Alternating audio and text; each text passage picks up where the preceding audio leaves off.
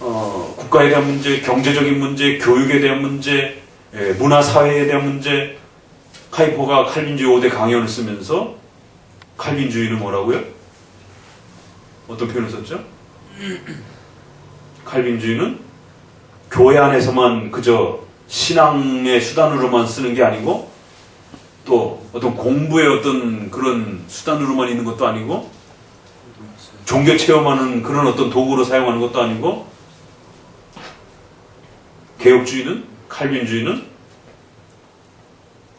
모든 곳에 그리스도가 왕이 되게 모든 영역에 하나님의 통치와 하나님의 뜻과 하나님의 다스림이 어떻게 펼쳐져 갈 것인가. 그래서 교회는 국가의 고유한 업무를 함부로 침해하면 안 됩니다.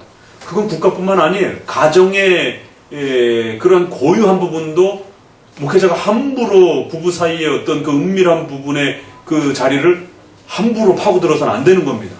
방향성만 가르쳐 주는 것이에요.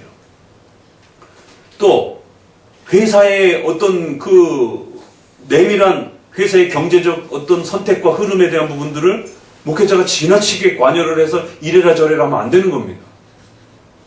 그건 종업원도 마찬가지인 거예요. 각각의 질서들이 있는 거기 때문에. 하물며 우리가 교회라고 하는 좀 더 큰 권위를 가지고 있는 자리에서도 함부로 그 교회가 그걸 하는 건 아닙니다. 교회는 교회로서의 하나님이 맡겨주신 역할이 있기 때문에.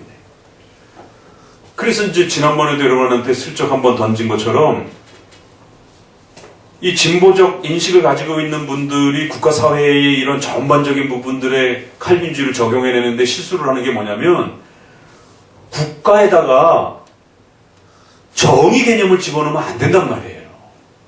국가의 본질에다가. 목사님 어떻게 그런 소리를 할 수 있습니까? 정의가 하수같이 흐르게 하라. 그건 아모스서에서만 그렇게 말하고 있는 것이지 다른 성경 본문에서도 그걸 중심으로 삼습니까? 아모스서에서는 어떤 이유가 있으니까 그게 포인트가 돼서 그게 부각이 된 겁니다. 그러면 그 칼을 갖다가 모든 영역에다가 다 기준점으로 잡으면 안 되는 겁니다. 국가의 본질은 뭐예요? 국가의 본질은 뭐예요? 안전이에요. 생명유지. 그러니까 이사야가 예레미야도 그렇고 이제 여러분이 선지서를 읽을 때 당황스러운 건 바로 그런 거예요.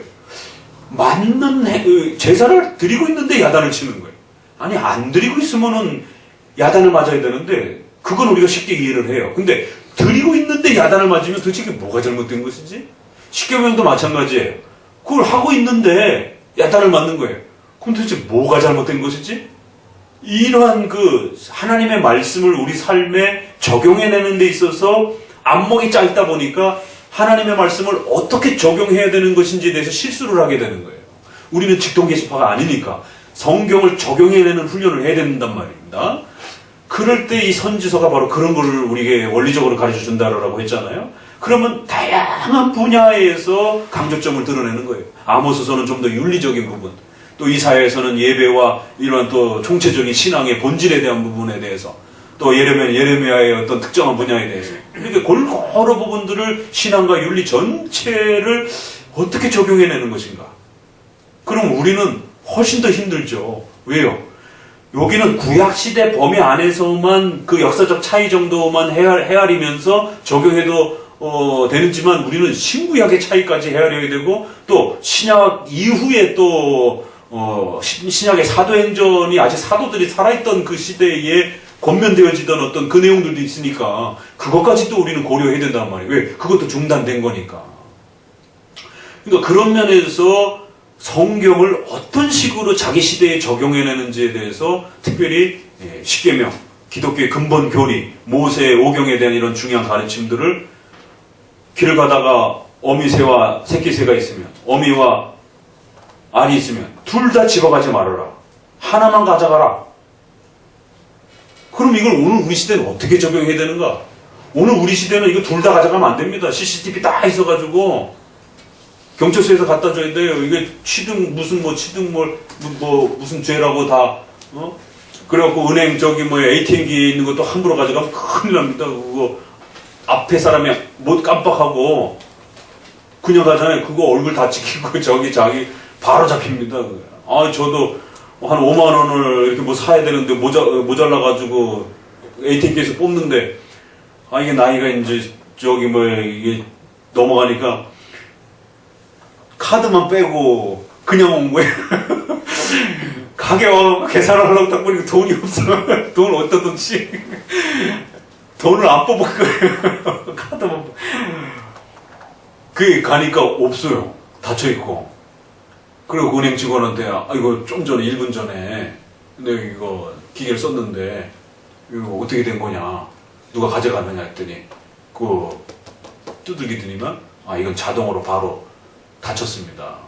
그래서 다행히 딴 사람이 안 가져가고 그냥 이렇게 몇 초 내에 안 뽑으니까 자동으로 닫혀가고 저기 들어갔다라고 그러면서 내주시더라고요.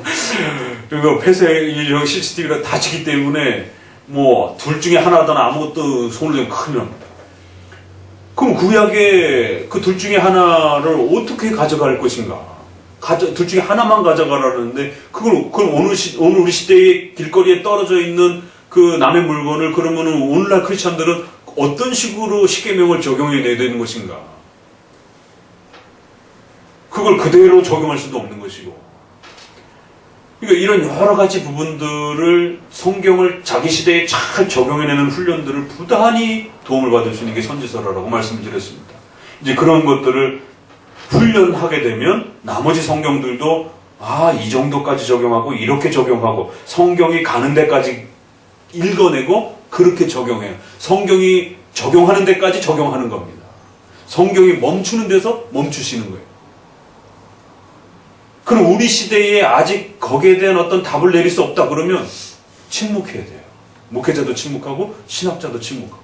그래서 칼빈이 늘 얘기하는 게 목회자가 모른다라고 하는 것에 대해서 부끄러워하면 안 된다라고. 그러니까 공부를 안 해가지고 무지해가지고 알아야 되는 거를 몰랐을 때는 그건 문제가 되지만 성경이 침묵하고 있는 부분에 대해서 목회자가 모른다라고 하는 것에 대해서 그건 부끄러워하면 안 된다. 그때 자꾸 마음이 흔들리게 되면 알미니안주의처럼 철학을 동원해서 이성적으로 합리적으로 자꾸 패치려고 하게 되고 자꾸 그걸 답을 내리려고 하게 되고 그럴 때 이제 성경 해석이 망가진다. 자, 그러면 국가관과 관련해서 봅시다. 국가의 본질은 정의가 아닙니다. 근데 지금 오늘날 국가의 개념에다가 정의를 자꾸 집어넣는 거예요. 선지서에서 국가의 어떤 본질에다가 정의 개념을 집어넣지 않습니다. 아모스서에서는 정의가 하수같이 흐르게 하라 해서 말할 때는 그건 보편적 정의를 말하는 거예요. 일반 모든 이 삶에 있어서 또 교회와 관련한 모두를 포괄한 정의를 말하는 것이지 단순한 국가의 정의를 말하는 게 아니에요. 자, 그럼 둘을 선택해야 돼요. 아주 정의로운 국가예요. 근데 군사력이 없어요. 그래서 남의 군대가 쳐들어오면 막을 수가 없어요. 이게 난 건지 강력한 군대의 힘을 갖고 있어요. 근데 조금 정의롭지 못해요. 목사님 왜 그렇게 극단적인 예를 듭니까? 우리의 현실이 그런 경우들이 허다하니까.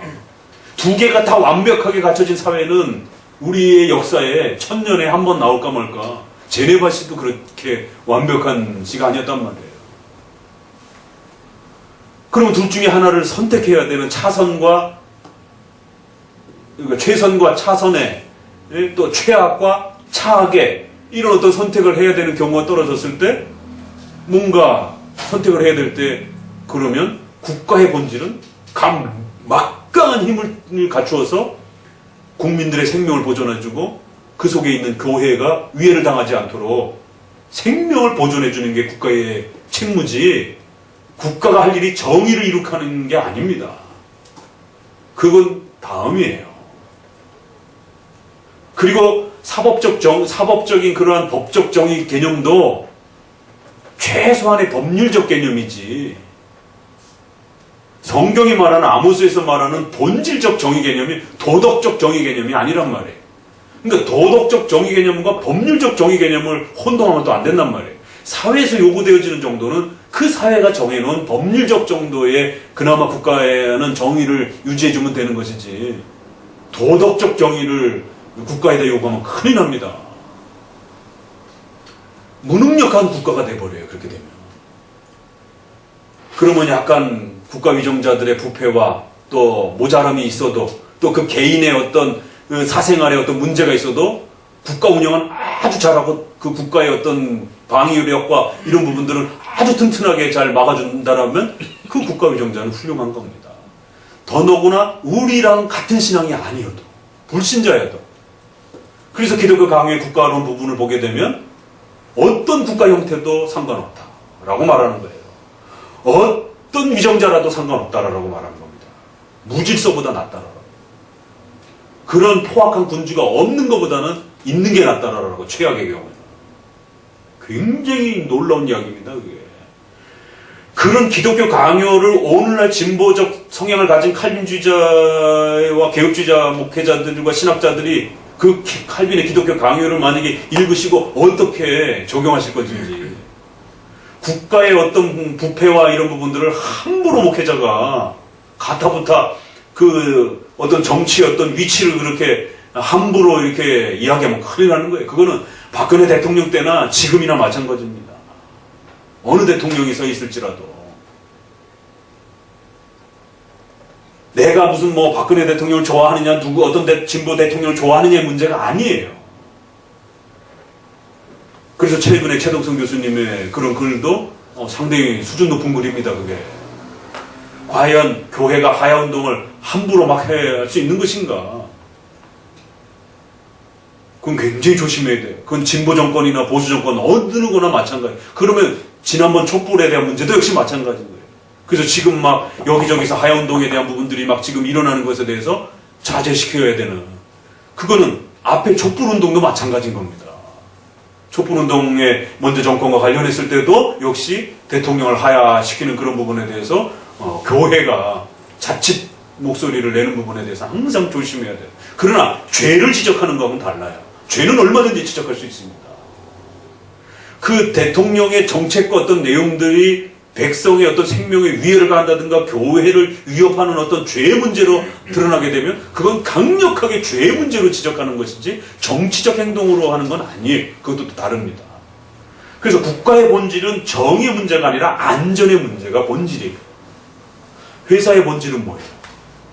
회사의 본질에다가 지나치게 정의 개념을 집어넣으면 큰일 납니다. 회사의 회사의 본질은 뭐예요? 이익 추구입니다. 아주 정의로운데 월급을 못 줘. 그럼 그게 좋은 회사인 건가, 그러면? 회사는 일을 했으면 일한 만큼 급여를 마련해 줘야 되는 거예요. 도둑질하지 않는 이상 오너가 물컵을 집어던지든 땅콩을 집어던지든 못마땅하죠. 그러나 월급을 주면 되는 겁니다. 그 도덕적인 어떤 문제를 정의의 문제를 회사의 본질로 공격하면 안 되는 거예요. 지금 이거 혼돈하고 있습니다. 이게 굉장히 선지서를 지금 잘못 읽어내고 적용하고 있는 거예요. 성경에서 말하는 하나님의 뜻은 그 사회와 내용이 적용되어질 때 그런 식으로 적용되어지면 큰일 납니다. 그럼 목사님은 보수적 성향이니까 그 성향의 문제가 아니라 하나님의 말씀을 선지서를 따라서 그 시대에 정확하게 적용해 주느냐 못 주느냐의 진리의 옳고 그름의 문제란 말이에요. 그러면 회사는 조금 부패스러워도 그 오너가 개인 사생활이라든가 이런 부분들이 좀 못마땅해도 내 마음에 안 들어도 그 사회 수준에 좀 못 미쳐도 그 회사의 본질적 능력은 돈을 버는 것이에요. 국가가 정해놓은 어떤 불법적인 어떤 일 아닌 이상에는 돈을 벌어서 이유를 창출해서 그 일에 참여한 사람들에게 급여를 주면 더 이상 그 회사의 본질에 나머지 부분은 그 다음 문제라는 것이에요. 아주 정의로운데 돈을 못 벌어요. 그렇지만 굉장히 정직하고 굉장히 정의로워요. 그럼 뭐예요? 거기 가서 아무리 일을 해도 자기 식구들을 먹여 살릴 수 있는 급여를 받지 못하는데, 그럼 그 회사 과연 어느 크리스찬이, 어느 누가 10년, 20년을 그 직장 다닐 수 있을 것 같아요? 자기 가족들 쫄쫄 굶고 있는데, 자기 가족들이 생존이 위협을 받고 있는데, 아무리 정의로운 회사라도 다 나오게 됩니다. 아무리 정의로운 국가라도 다 도망가요, 다른 나라로. 백성들의 생명을 못 지켜주는 나라면. 자, 그러면 묻습니다. 가장 정의로워야 되는 건 어디예요? 그렇죠. 교회는 정의롭지 못하면 존중받지 못합니다. 교회가 정의롭지 못하면 권위를 행사할 수가 없습니다. 그렇잖아요. 그래서 목회자와 교회는 돈이 없어도 괜찮아요. 권력이 없어도 괜찮아요. 그러나 교회와 목회자는 아주 정의로워야 돼요. 그러면 대통령도 와서 머리를 숙일 수 있고, 우리나라 최고 기업의 회장도 와서 머리를 숙일 수 있어요. 그런데 교회가 정의롭거나 도덕적이지 못하면 아무도 존경하지 않습니다. 교회의 최고의 무기는, 왜? 교회가 존재하는 본질은 바로 인간의 도덕적 그 양심을 지적하고 양심을 향해 있는 것이 교회이기 때문에, 그 양심을 바꿔주는 것이 교회가 존재하는 본질의 목적이니까. 교회는 종교 체험을 하는 것도 아니에요. 국가 사회의 어떤 시스템을 바꾸는 것도 아니에요. 복지국가를 만들어주는 것도 아니에요. 어떤 사회 정의를 이룩하는 것도 아니에요. 교회의 문제는 인간의 양심의 도덕의 문제를 바꿔주는 거지. 그게 교회의 본질인 겁니다. 그게 교회만이 할 수 있는 겁니다. 그래서 지난 주일에 얘기했잖아요. 종업원을 주일의식을 갖게 해줄 수 있는 방법이 있습니까? 자영업자들에게 제일 원하는 그 질문이잖아요. 그 백종원 씨가 없습니다. 그런 방법이 어디 있습니까? 종업원은 종업원이지. 그래서 그 유명한 이야기가, 주인의 눈에는 문턱 위쪽에 있는 먼지가 보이는데 종업원의 눈에는 죽었다 깨어났다 문턱 위에 먼지는 안 보이는 거예요. 바닥에 떨어져 있는 쓰레기는 보여도. 왜? 내게 아니니까. 그런데 주인 눈에는 저 뒤쪽에 있는 먼지도 보이는 거예요. 그거 지저분해. 왜 안 닦았느냐라고. 그렇지만 직업 소명을 가르치는 그 양심을 바꿔주는 교회만이 그게 가능하다는 거죠. 직업 소명, 결혼 소명, 국가에 대한 국가 소명. 어떻게 군인들을 목숨을 걸고 전투를 할 수 있는 그런 용맹한 군사로 만들 수 있습니까? 이거 군인의 상관들은 이게 제일 바라는 거잖아요. 크리스찬 군대가 가장 무섭습니다. 죽음을 두려워하지 않는, 하나님의 뜻을 생각하고 그 목숨을 내어놓는 크리스찬 군대이기 때문에 사명을 생각하고 전쟁을 하거든요. 왜? 양심을 바꿔주는 거기 때문에. 회사와 국가는 양심을 못 바꿔요. 그렇기 때문에 겉으로는 법적으로는 요구를 할 수 있어도 도덕적 양심은 건드리지 못하는 거예요. 그러니까 그 도덕적 양심을 건드릴 수 있는 것은 바로 교회가 할 수 있는 유일한 길이란 말이에요. 그래서 교회는 끊임없이 도덕적 양심에 대해서 물어줘야 되는 거고, 그걸 확인해 줘야 되는 겁니다. 교회가 도덕적이고 정의롭지 못하면 사회를 향해서 어떤 목소리도 낼 수가 없습니다. 그래서 교회 개혁의 본질은 그 도덕적 양심의 부분이 살아있느냐 없느냐를 끊임없이 들여다봐야 되는 거예요. 그게 없으면 어떤 개혁도 할 수 없습니다. 그러니까 각각 영역이 하나님이 세워주신 영역이 다른 거예요. 역할이 다른 거예요. 그래서 칼빈주의는 삶의 체계라고 얘기를 한 겁니다. 카이퍼가. 모든 삶에 하나님의 말씀으로 적용되어지는 그 원리를 배우고 터득하는 것을 가르쳐주는 거지. 그래서 교회는 교회로서의 역할, 국가는 국가로서의 역할, 각각의 고유한 역할. 그러면서도 하나님의 말씀은 모든 삶의 영역을 지배하는 원리이기 때문에, 하나님이 통치하시고 하나님이 온 우주의 왕이시기 때문에 하나님의 말씀으로 어긋났을 때는 얼마든지 거기에 대해서 국가든 어느 영역이든 그 죄에 대한 문제를 지적해줘서 방향을 잡을 수 있도록 교회가, 목회자가 선지자적 목소리로 이 방향성을 이야기해 줄 수 있는 겁니다. 그건 국가에 대한 문제다. 부부 사이에 가장 은밀한 그런 내면한 그런 부부 사이의 일도 죄와 관련된 문제에 발생된 부분들은 반드시 부부 개인의 문제가 프라이버시 문제가 아니에요. 그건 죄에 대한 문제면 반드시 선지자적 목소리로 부부 사이에 그건 죄다라고 관여를 해줘야 되는 거죠. 회사 사장의 그 고유한 회사의 업무를 얼마든지 할 수 있지만 그게 죄와 관련된 어떤 문제가 발생이 되면 그 부분에 대해서는 반드시 죄를 지적해 줄 수 있는 겁니다. 그건 정교 분리에 있어서 국가만 그렇게 크게 적용되는 게 아니에요. 어느 분야든지 하나님의 말씀으로 죄가 된다 생각하면 가정과 국가와 사회 모든 분야에 죄를 지적할 수 있는 거예요. 선지자적 관점으로. 목회자가 왕이 될 필요는 없는 거예요. 목회자가 사장이 될 필요는 없는 거예요. 부부 문제가 있다라고 해서 목회자가 그 남편 내쫓았고 이혼시켜버리고 목회자가 데리고 살 수는 없잖아요. 그 역할을 하라는 게 아니에요. 하나님의 말씀으로 방향성을 제시해 주라는 거예요. 그러면 국가의 문제도 똑같은 겁니다. 그러면 목회자가 얼마든지 정치적 목소리를 낼 수 있는 거예요. 얼마든지 회사의 목소리를, 돈과 관련된 경제에 대한 목소리를 목회자가 낼 수 있는 겁니다. 부부 사이의 문제를 얼마든지 목회자가 그 부부 사이에 서서 하나님의 뜻을 이야기해 줄 수 있는 것이에요.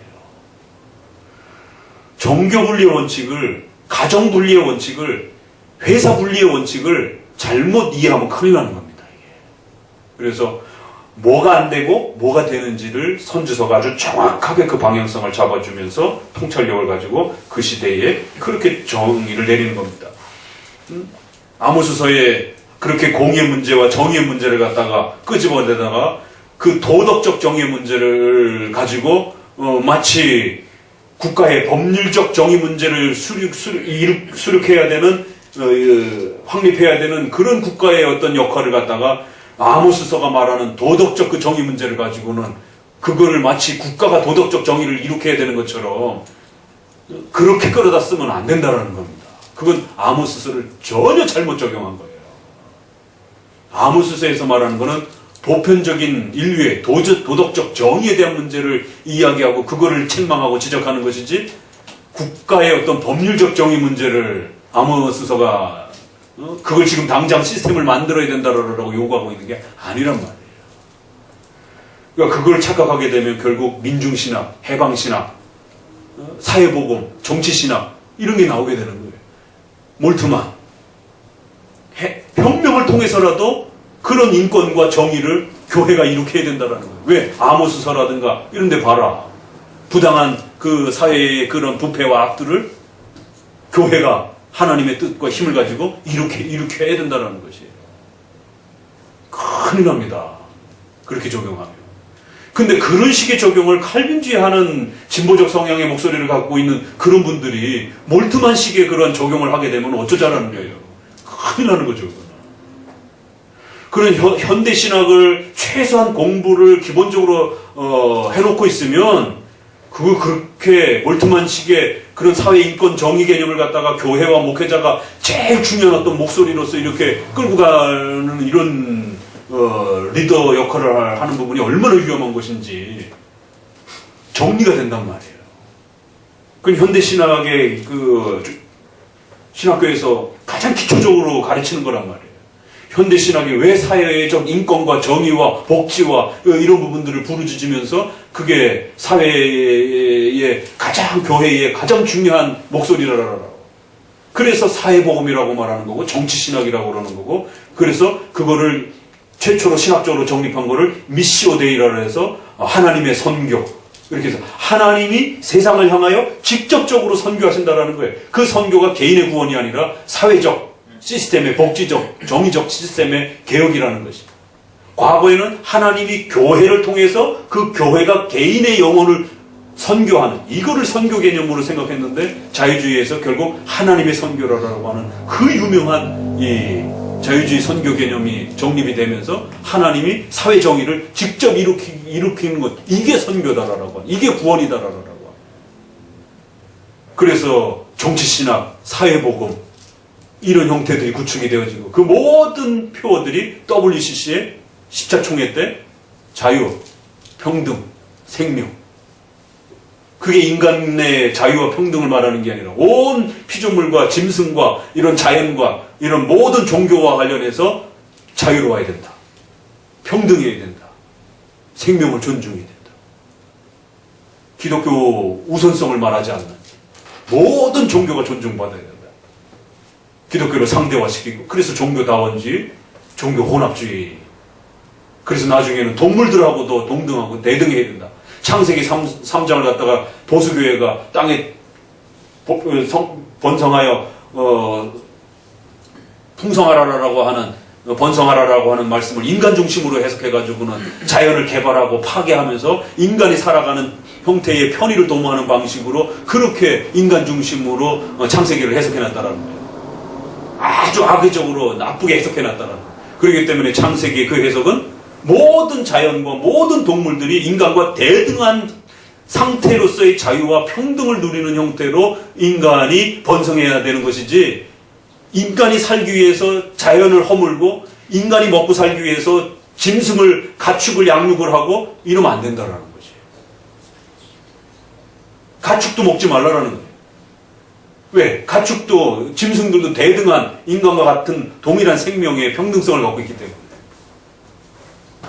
이러한 WCC의 인권 우선적인 이러한 사람의 인권, 피조물의 인권 우선 중심의 이러한 그 세계관이 지금 정치적 그 메시지하고 맞물려 가면서 결국에는 이것이 마치 칼빈주의가 일으켜야 되는 가장 우선적인 어떤 방향성인 것처럼, 그렇게 되면 교회의 본질이 결국 없어져 버립니다. 큰일 납니다. 자, 그래서 이제 조금 그 실천적인 부분과 관련해서 선지서를 여러분들이 읽으면 왜 이 선지서가 적용면에 있어서 그렇게 우수하고 뛰어났는지에 대해서 여러분들이 자꾸 도전을 받으시고 눈을 뜨시면서 이 선지서가 얼마나 그 적용면에 있어서 탁월하고 놀라운 것인지, 우리의 상상을 초월할 정도로 국가에 대한 문제, 사회에 대한 문제, 윤리에 대한 문제, 이런 종합적인 예배에 대한 문제, 이런 종합적인 모든 면들을 상상을 뛰어넘는 방식으로 적용을 해나가는 겁니다. 예배와 제사를 드려야 되는 그 시절에 제사 필요 없다라는 거예요. 하나님이 기뻐하시는 제사는 상한 심령이다라고, 이런 획기적인 이야기가 나오는, 이제 적용이 나오는 거예요. 어떤 경우와 방식에 있어서는 그 절기와 제사조차도 다 무의미하고 더 본질적인, 그래서 예레미야 같은 경우도 그 새 마음으로, 새 영으로 예배해야 되는 마음의 할례, 마음의 제사, 감사의 제사, 이런 이야기들이 나오는 거예요. 이게 상상할 수 우리 시대는 그게 이해가 되지만 그걸 지켜야 되는 그 시절에는 상상을 할 수 없는 그런 적용인 겁니다. 그러니까 백성들이 기겁을 하는 거죠. 세상에 어떻게 저거를 하라고 요구하는가. 아니, 짐승 제사를 지금 해야 되는 판에. 자, 그래서 오늘은 조금 적용 이야기 하면서 목사님이 이 선지자적 관점을 좀 이렇게 끌어낼 수 있도록 여러분에게 좀 이렇게 실천적인 부분을 좀 이야기하다가 조금 더 거기에 대해 시간을 좀 더 많이 소개를 드렸는데요. 몇 구분데 이제 실제적으로 이사야에 들어가서 이제 그러면 어떻게 이사야가 한번 펼쳐지는가 좀 기본적 부분만 좀 읽어보면서 오늘은 정리를 합시다. 자, 이사야 부분의 선지서의 독특성, 율법의 적용, 이렇게 정리된 글로 한번 같이 한번 이제 읽어봅니다. 선지서의 전체적인 특징은 모세오경에 대한 바른 적용이다. 모세오경이 십계명을 중심으로 하나님의 뜻을 정립해줬다면 역사서는 이 율법의 규범을 따라 성공적인 삶과 실패한 삶의 내용들을 하나님의 섭리적 관점에서 소개한다. 그리고 시가서는 하나님의 말씀이 인간의 희로애락과 같은 전 삶을 통해서 어떻게 표현될 수 있는지를 가르친다. 이에 비해서 선지서는 하나님의 말씀을 어떻게 적용하는 것이 바른 것인지를 가르친다. 올바르게 적용했을 때와 잘못 적용했을 때를 제시하여 그 원인과 답을 파헤치는 것이다. 이 때문에 선지서를 제대로 읽고 이해하면 말씀을 우리의 삶에 바르게 실천하는 원리를 깨닫게 되며 세상을 바라보는 통찰력과 미래적 안목을 갖출 수 있다. 이게 계속 이야기했던 내용들이에요. 그래서 말씀이 우리의 삶에 어떻게 적용될 수 있는지를 드러내주지 않으면 그 말씀은 나와 상관없는 허공했던 이야기가 된다. 그러나 현실에서 일어나는 매 사건의 해석과 적응을 지나치게 성경과 직접 연결하여 적용하는 그때부터 문자주의나 이기주의가 될 수 있다. 예. 그렇다고 해서 또 너무 직접적으로 적용하게 되면 이게 이제 극단적 문자주의가 되는 거예요. 보라, 성경이 여기 있으니까 이렇게 해야 되지 않느냐. 이제 이런 식의 적용이 되면 아주 심각한 일이 또 벌어진다는 것이죠. 이런 두 위험을 주의하면서 객관적으로 말씀과 현실의 상황을 잘 연결해 적용할 수 있도록 안목을 길러주는 것이 바로 선지서의 역할이다. 선지서의 이런 적용 원리를 가장 잘 드러내준 것은 칼빈이다. 칼빈은 성경에서 선지서가 위치하고 있는 특수한 성격과 목적은 모세오경에 대한 바른 해석과 적용이라는 원리로 정리했다. 그리고 이 적용에 대한 특징은 선지서 전체의 네 가지 형태로 반복되고 있다고 지적한다. 네 가지는 죄 지적, 비난, 죄와 관련된, 그리고는 그것이 공적인 형태로 이렇게 종말론적 심판과 이반 심판에 대한 형태, 그 다음에 구원의 축복과 열매, 메시아의 예언. 그래서 칼빈은 죄 부분을 세 개로 나눠서 조금 더 이 부분을 좀 더 강조를 했어요. 근데 이거를 줄여보게 되면 죄와 전체적 그 종말론적 심판, 또 구원과 관련해서는 메시아와 관련된 구원, 그 다음에 종말론적인 하나님의 나라 천국으로서의 또 성격, 이렇게 정리할 수도 있다라고, 두 가지로 정리할 수 있다라고 말씀드렸습니다. 결국 칼빈은 선지서가 모세오경에 대한 해설집 또는 적용의 실제적인 예를 드러내는 것으로 이해했다. 오늘날 설교의 적용 원리를 제대로 이해하지 못해서 많은 실수를 범하고 있는 이때에 이처럼 선지서가 가지고 있는 적용에 대한 독특한 원리들을 잘 이해한다면 성경 적용과 실천에 대한 풍성함을 맛볼 수 있을 것이다. 이런 부분에서 천교도 설교하고 개혁주의 설교가 좀 다릅니다. 그래서 이제 석사 논문이나 박사 논문에서도 천교도 설교를 상당히 많이 연구하는 분들이 많이 있어요. 그 청교도 설교는 많은데 개혁주의 설교 연구는 좀 미진해요. 그게 좀 아쉬워요. 예, 학문상에서도 보면. 최근에 이제 조일비키의 뭐 설교집이 나왔나 보더라고요. 그렇죠? 그래서 소개가 되고 있는 것 같은데, 예, 청교도 설교예요. 그분이 워낙 청교도를 추구하는 분이기 때문에. 개혁주의 설교는 아니에요. 아주 다른 건 아닌데, 같은 방향을 가고는 있어요. 그러나, 이 틀이 달라요. 자, 그럼 뭐가 다르냐면 상식적으로 좀 알고 있어요. 주경이 70%예요, 우리는. 적용이 30% 정도 돼요. 그래서 칼빈의 설교나 17세기의 설교들을 보게 되면 주경이 70%예요. 30%가 적용이에요. 뭐 똑같은 건 아니지만 대략 그렇게 보통 주경의 상당히 50%에서 70% 정도. 주경을 상당히 많이 공을 들입니다. 그런데 청교도 설교는 그걸 거꾸로 뒤집으면 돼요. 주경이 한 30% 되고 적용이 70%예요. 그래서 적용할 때 보면 굉장히 가지를 많이 쳐요. 그러면 이제 여러분이 대략 읽었던 설교집들도 보면, 아, 그렇구나, 이게. 청교도들, 또 청교도 좋아하시는 분들, 뭐 이렇게 해서. 조나단 에드워드의 어떤 설교집이라든가 이런 부분들도 마찬가지고, 대략 청교도 스타일을 추구하시는 분들의 이런 부분들을 보게 되면 적용 부분이 상당히 많아요. 그러면 이제 어떤 일이 벌어지냐면, 주경이 약한 상태에서 적용을 강화시키게 되면 성경의 기반성이 약해집니다. 물론, 들을 때는 현실감 있는 어떤 그 이야기들을 많이 해주니까 굉장히 이렇게 그 현실감 있는 설교처럼 느껴져요. 그런데 자칫 목회자 개인의 목소리를 많이 담게 돼요. 아, 그럼 목사님 뭐 50대 50 딱 하면은 좋지 않겠습니까?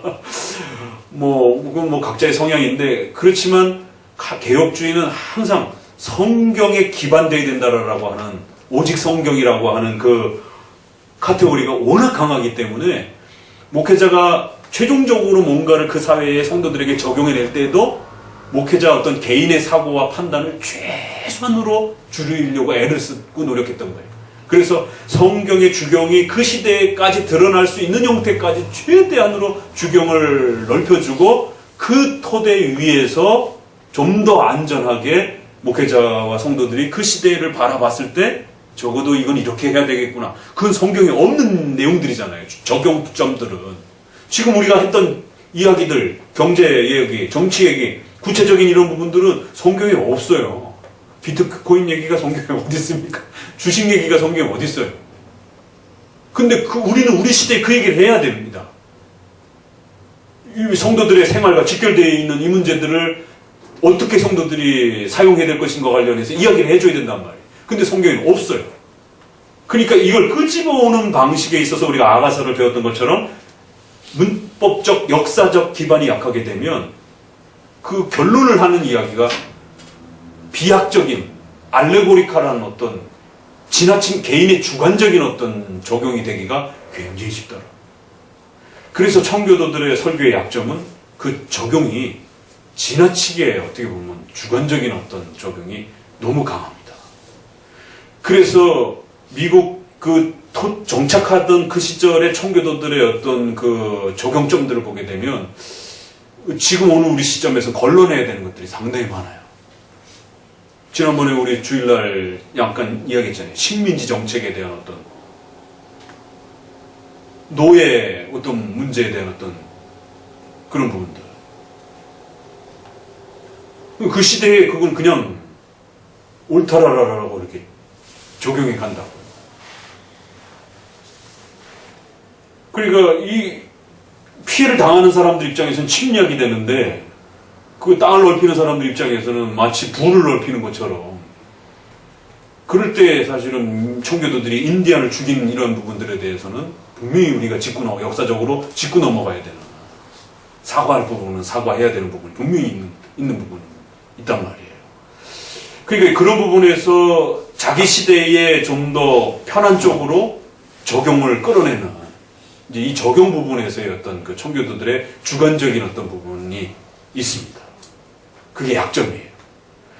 그래서 개혁주의 설교는 될 수 있는 한 50%, 될 수 있는 한 70%까지라도 어떤 부분은 심한 부분은 80% 가까이도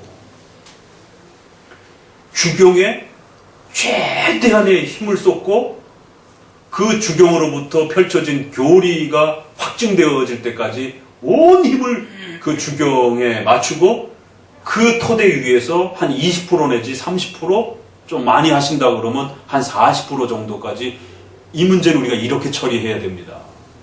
예를 들자면 우리가 오늘 우리 시대의 어떤 문제에 대해서 예를 들자면은 그 인공수정, 시험관하기, 최근에 이제 결혼과 관련해서 사후 피임과 관련된 이런 부분들. 이거 과연 성경적인지 아닌지, 이걸 어떻게 크리스찬들이 사용해야 될지 말아야 될지. 그래서 이제 저도 결혼 예배 학교를 공부하면서 다시 자료를 이제 준비하고 그러다 보니까 이 사후 피임약이 수정란을 공격하는 어떤 그런 시스템도 있더라고요. 그러니까 이미 수정된 거를 착상하지 못하도록 그렇게 이제 피임이 진행되는 시스템도 있는 거예요. 그래서 그렇게 되면 상당히 위험해져요. 크리스찬들이 선택폭이 없어집니다.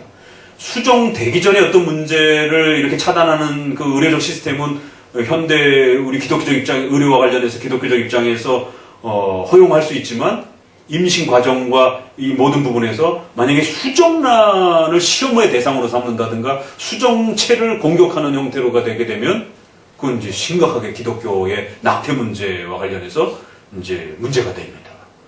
우리는 수정체를 인간으로 보기 때문에.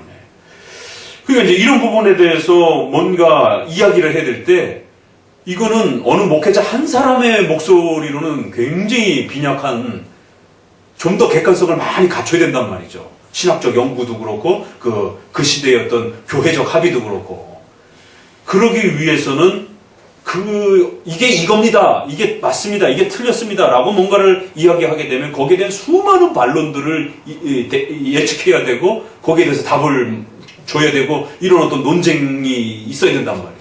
그러다 보니까 성경의 어떤 부분을 주경해 내는 데까지는 같이 가다가도 그거를 적용해야 되는데 어느 분은 그게 비성경적이다 그러고 어느 분은 그게 성경적이다 그러면 굉장히 어려워지는 거예요. 그렇기 때문에 개혁주의는 좀 더 70%의 좀 더 함께 공유할 수 있는 그 주경적 입장에 최대한으로 끌어내 준 다음에 그 관점에서 이 피임의 문제나 임신의 문제와 관련해서 이걸 보니까 이거 문제가 될 수 있겠구나, 누구나 다 공감할 수 있도록 그렇게 추론을 끌고 가는 것이. 그래서 조금 더 현실적인 문제를 직접적으로 이야기하지 않더라도 개혁주의 설교는 좀 더 주경에 공을 쏟는 겁니다. 그러니까 이제 청교도 설교 듣다가 개혁주의를 표방하는 좀 더 오리지널 형태로 개혁주의를 표방하는 곳에 와서 설교를 들으면 재미가 없어요. 밋밋합니다.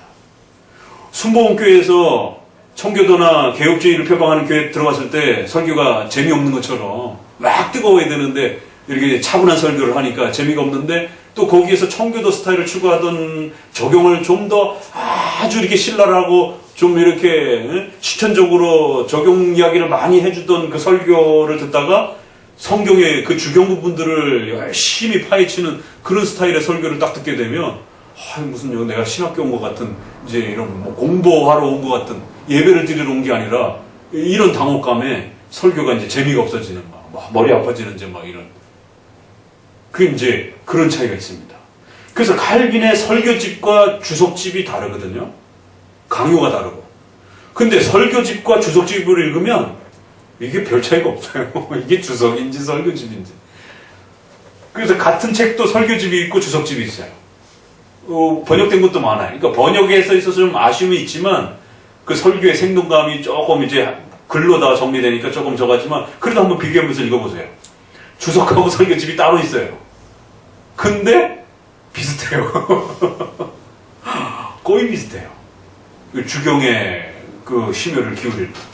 그리고 난 다음에 칼빈이 그 보아시아의 어떤 사건과 관련해서 전투하지 말라라고 강력하게 칼빈이 권면을 해요. 예레미야 서문에 보게 되면 그래서 베자가 그 사건을 이야기하면서 바로 칼빈의 그 전쟁 금지 명령을 당신들이 듣질 않아서 지금 우리가 이 사태에 이제 흑사병이라든가 이제 막 이런 어떤 그 재난이라든가 어떤 기근이라든가 이런 게 닥칠 때 베자가 바로 당신들이 칼빈의 그 적용을 듣지 않아가지고 그 국가 정책과 관련해서 듣지 않았기 때문에 이런 벌이 우리에게 주어진 겁니다. 이거 굉장히 놀라운 지적이에요. 그럼 칼빈은 그 국가 정책의 어떤 그런 부분에 대해서 어떻게 그런 목소리에 구체적 목소리를 냈을까? 그러면 또 후배들은 그런 칼빈의 그런 적용적 설교가 과연 맞는 건지 안 맞는 건지에 대해서 맞다라고 생각하는 사람도 있고 틀리다고 하는 사람도 생각이 있을 수 있을 거 아니겠습니까? 근데 베자는 그 주석 서문에서 바로 그걸 듣지 않았기 때문에 그런 일이 벌어진 겁니다라고 재차 연결해서 또 적용시켜요. 그래서 목회자가 국가의 어떤 방향성과 관련해서 뭐 하지 말라 그러면 하지 말으셔야 됩니다. 이제 그런 행위들이 마치 칼빈이 국가의 왕을 좌우한 것처럼 로마 가톨릭이 그런 것처럼 많은 사람들이 오해를 하는 거예요. 그러나 그런 방식은 아닙니다. 그러나 칼빈은 국가의 흥망성쇠를 좌우해야 하는 어떤 이런 중요한 문제와 관련해서는 하나님의 뜻을 해라 하지 말라라고 분명히 국가 정책이 기독교의 옳고 그름과 연결될 때는 분명히 얘기를 해주는 겁니다. 그거를 어겼을 때 하나님으로부터의 또 재앙과 책망이 어떻게 또 제네바에 끼쳐졌는지에 대해서 또 해석해내는 거예요. 적용점을 풀어주는 겁니다. 그래서 칼빈이 예레미야서 부분에서 뭐라고 주석을 하다가 얘기를 하냐면 저는 그거를 칼빈 주석을 읽다가 충격을 받았어요. 이 칼빈이 정말 이상한 사람 아니면 칼빈이 정말 성경을 잘 들여다본 사람 둘 중에 하나겠고 뭐라고 얘기를 하냐면 자기가 그 적용점을 써놓고 예레미야가 죽었다 살아나도 내가 이야기한 요거대로 예레미야의 의도가 바로 이거였다라고 말할 겁니다. 세상에 어느 목회자가 그렇게 자신있게 말할 수가 있어요. 근데 그런 표현을 써요. 저 그거를 읽으면서 이건 정신 나간 사람 아니면 아니면 정말 예레미야의 마음을 가장 정확하게 들여다본 사람이에요. 둘 중에 하나예요. 그러면 우리 칼빈주의를 추구하는 우리 입장에서는 전자가 아니라 후자로 평가를 해야 되는 거예요. 그러면 이건 정말 칼빈이 예레미야의 그 흐름과 문맥과 그 내용을 가장 정확하게 들여다본 거라고 평가를 할 수밖에 없는 거예요. 역대의 주석가들 중에서. 그래서 우리가 오늘날도 또다시 칼빈의 주석을 읽는 겁니다. 봅시다. 오늘 다 읽을 수는 없고 맛배기로 그렇게 해서 이제 어디를 보시냐면, 그래서 제가 요 선지서는 칼빈의 거를 워낙 중요하기 때문에 칼빈이 정리한 부분을 이렇게 따로 소개를 해놨어요. 297페이지 시간 되는 만큼까지만 좀 읽어볼게요. 그래서 그 주경의 내용도 그렇고 그 주경에 기초해서 그 제네바시에 어떤 사건이 터졌을 때 이거 해라, 이거 하지 말아라, 이렇게 어떤 권고를 하는 이런 내용들이 상당히 많습니다. 그럼 이거를 어떻게 이해를 해야 될까? 주석에도 그런 내용들이 나오고 또 헌사에 그 헌사 쓰는 그 서문에 각 책마다 헌사 서문이 있거든요.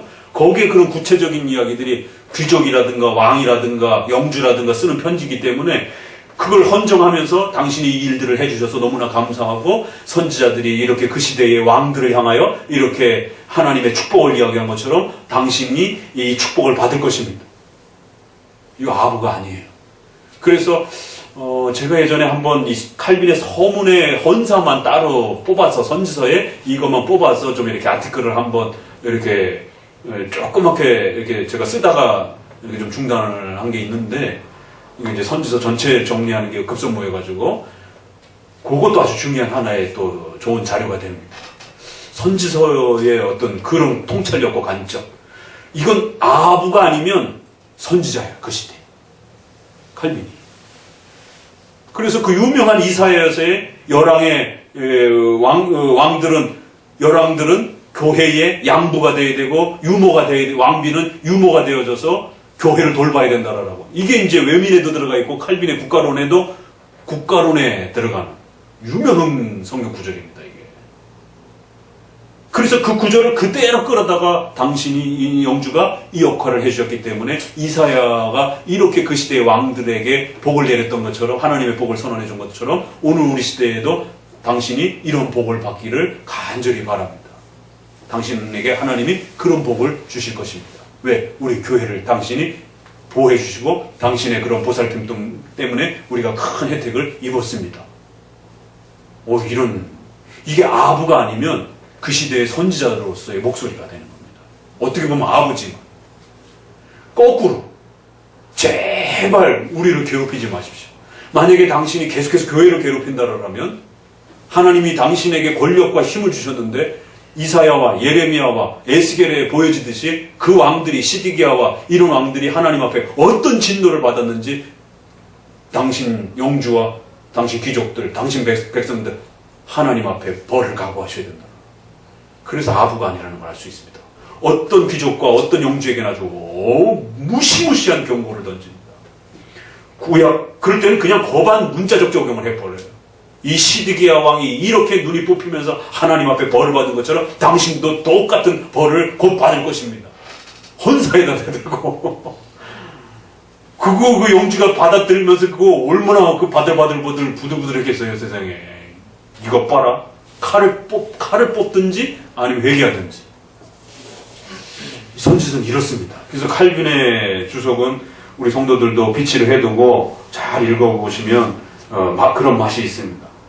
자, 칼빈의 이사야 주석, 칼빈 선지서 주석의 원리, 앞부분만 조금 몇 개 읽어볼게요. 모세오경의 적용. 칼빈 주석 중에 선지서에 대한 이해는 매우 중요한 부분을 차지하고 있다. 왜냐하면 그의 전체 주석 중에서 선지서 주석이 절반을 차지하고 있는 분량으로도 그 중요성을 찾아볼 수 있다. 이것만 보고도 칼빈이 선지서 주석에 얼마나 공을 들였는가 알 수가 있어요. 양 자체가. 그는 매우 많은 분량을 이 선지서 주석에 할애함으로 선지서를 통해서 아주 중요한 하나님의 뜻을 드러내려고 했던 것을 알 수 있다. 칼빈은 모세오경의 주석에서도 밝힌 바 있지만 선지자들의 역할이 독립적으로 있는 것이 아니라 이미 십계명을 중심으로 확대되어 있었던 모세오경에 대한 하나님의 뜻을 자신의 시대에 해석하고 적용해 주는 것이라고 말한다. 칼빈은 선지자들이 십계명을 중심으로 하나님의 뜻을 그 시대의 백성들에게 해석하고 적용해 주었던 것을 정확하게 파악하고 선지서를 주석하면서 십계명을 통한 하나님의 뜻이 자신의 시대에 더 풍성하게 드러날 수 있도록 노력했다. 이와 같은 선지서 주석의 특징을 존 오웬은 칼빈은 본문에 충실하며 본문이 엄격히 요구하는 의미에서 벗어난 적이 거의 없다. 일반적으로 그가 본문을 현재의 상황에 적용시키는 기술은 자연스럽고 명백하며 뛰어나다라고 평가했다. 칼빈이 이사야 주석을 엘리자벳 여왕에게 드리면서 이 문제를 다음과 같은 방식으로 소개했습니다. 이제 이게 맛배기에 보세요. 덕망 높은 여왕 전하여 영국 엘리자베스에게 보내면서 전하께서는 또한 의무에 대한 거룩한 배려로 격려를 받으십시오. 왜냐하면 이사야 선지자는 여왕들이 양부가 되며 왕비들은 유모가 될 것을 요구하였기 때문입니다. 여기서 엘리자벳 여왕을 바로 성경의 인물과 바로 연결시켜 적용해 주었다. 어떻게 보면 지나칠 수 있는 직접 적용이지만 칼빈은 주관적인 편협에 빠지지 않고 해석과 적용의 객관적 균형을 지켰기에 이와 같은 직접적인 적용도 가능했던 것이다. 계속해서 칼빈이 선지서 주석에서 적용의 원리를 다음에 읽어보도록 하겠습니다. 존 오웬조차도, 그래서 존 오웬이 뭐라고 얘기를 했냐면, 후배들이요, 가장 먼저 읽어야 될 주석이 있다라고, 가장 마지막까지 읽어야 될 주석이 있다. 온 힘을 다해서 온 생애 동안에 읽어야 될 주석이 있다라. 칼빈 주석을 읽으셔야 됩니다. 존 오웬의 그 추천사에 성도들도 읽으세요. 이 선지서를 어떻게 이렇게 다루어 가는지에 대해서. 그래서 이런 부분에서는 청교도들하고도 차이가 있습니다. 청교도들은 그 부분까지 못 쫓아와요. 청교도로 넘어가면서 현실에 대한 어떤 그 다급한 목소리를 이렇게 많이 말하다 보니까 주경에 대한 부분이 아주 급격히 이렇게 축소가 된. 여기에 결정적인 영향을 끼친 사람이 누구냐면 윌리엄 에임스. 윌리엄인가? 윌리엄 에임스. 윌리엄 에임스. 그분으로부터 중심으로 해서 이렇게 줄어듭니다. 그리고 그 다음 때로 넘어가면 더 현격하게 줄어들어요. 그러니까 이제 우리 쪽에서 최소한 기본적 토대가 되는 게 퍼킨스의, 우리 이제 목회자 후보생들, 우리 목사님들 가르칠 때도 제가 소개했는데, 퍼킨스 정도는 60%, 70%가 이렇게 그래도 끌어내요. 근데 퍼킨스의 제자가 에임스예요. 그 에임스와 그 다음에 유럽에서는 페스트로판 마스트리스인가? 라는 분이 있어요. 그 에임스 시대의 사람이에요. 그분이 유럽의 칼빈주의 설교를 대표하는 분이에요. 그분의 설교집이 상당히 유명합니다. 그래서 이제 한국에도 번역이 되기 시작했어요. 상당히 감사합니다. 그런데 그분의 설교가 에임스처럼 이렇게 전환기에 이렇게. 그래서 그분을 중심으로 해서 17세기, 16세기의 설교와 이후의 설교가 달라집니다.